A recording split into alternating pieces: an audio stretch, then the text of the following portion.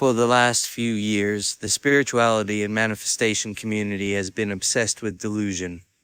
We heard phrases like Delulu is the Solulu, lucky girl syndrome. Just ignore the 3D reality. It was fun while it lasted. It felt good to escape. But if we're being honest with ourselves in 2026, for most people, it didn't work. In fact, it made things worse. We have entered a new era. The pendulum has swung from toxic positivity to what I call grounded reality. The trend right now is locking in. You see it everywhere. Intense discipline, waking up at 4 a.m., monk mode, deep work, showing the universe you are serious. On paper, this is better. It's about taking responsibility. But here is the danger I need to warn you about. I see so many of you trying to lock in with your mind, forcing the focus, forcing the visualization, while your body is screaming in terror. You are pushing the gas pedal of mindset, while your nervous system is yanking the emergency brake of survival.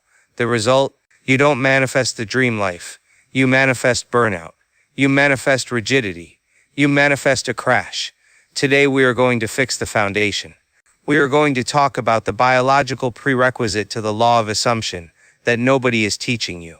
It's a concept I call somatic locking. To understand why your manifestations haven't locked in yet, we have to look at the hardware. Your nervous system, your autonomic nervous system, has a hierarchy of states. At the top, you have the ventral vagal state. This is rest and digest. This is connection, safety, creativity. This is the state where you are open to receiving. Below that, you have the sympathetic state, fight or flight, mobilization, anxiety, action driven by fear. And at the bottom, you have dorsal vagal, freeze, shutdown, depression, numbness. Here's the problem.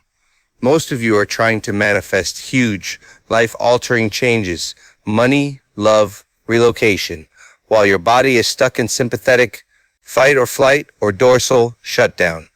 You sit down to visualize $10,000 a month. Your conscious mind says, I want this.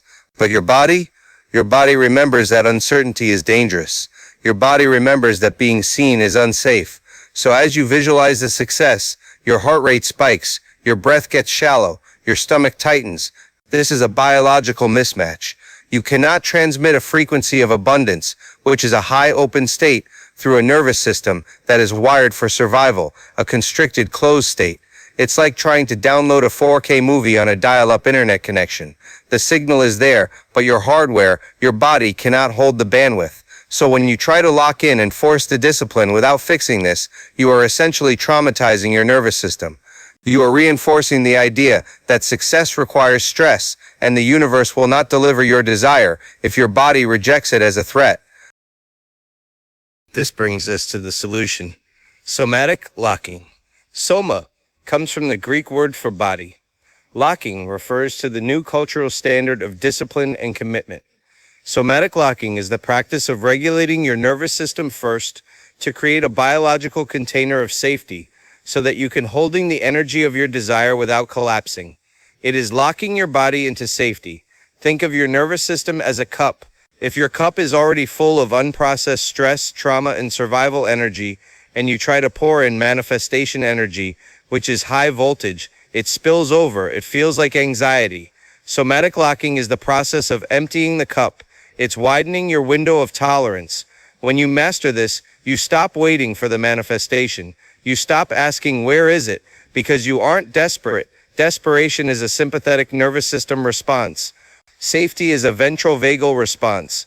When you are somatically locked, you feel solid. You feel heavy in a good way. You feel inevitable. That is the energy that shifts reality.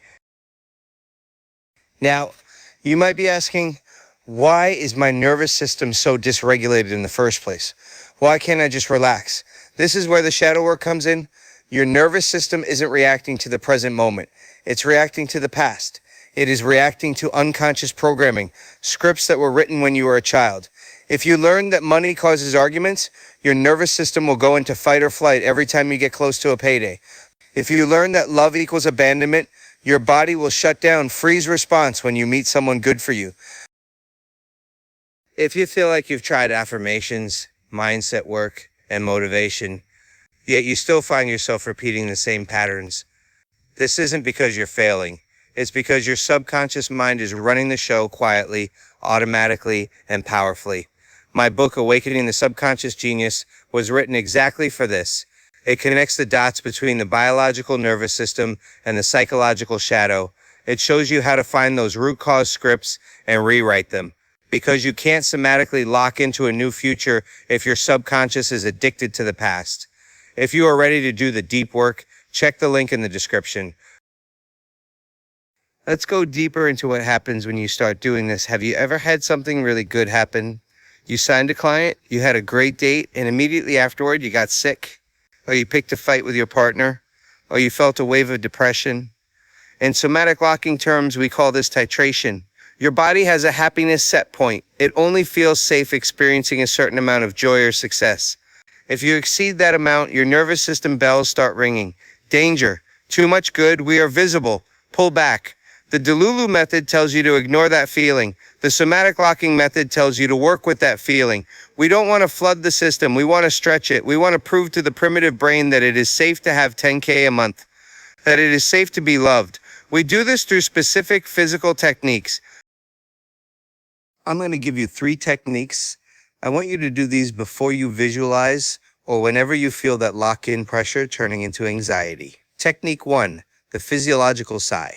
Research shows this is the fastest way to offload carbon dioxide and tell your brain you are not under attack.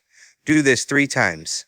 Technique 2, orientation. This is crucial for the lock-in culture. When we focus hard, our vision tunnels. We stare at screens. This signals predator mode to the brain. To somatically lock safety, you need to orient. Slowly turn your head. Look around the room. Name 3 red things. Look behind you. This tells your primitive brain, I have checked the environment. There are no tigers. I am safe to work. Technique 3, the container squeeze. If you feel scattered or ungrounded, you need to feel your boundaries. Cross your arms, grab your own shoulders, and squeeze down your arms to your elbows. Firm pressure. This gives you proprioceptive feedback. It tells you, I am here. I am in my body. I am solid. When you do these things, you aren't just relaxing. You are building the capacity to hold power. The year 2026 is about results.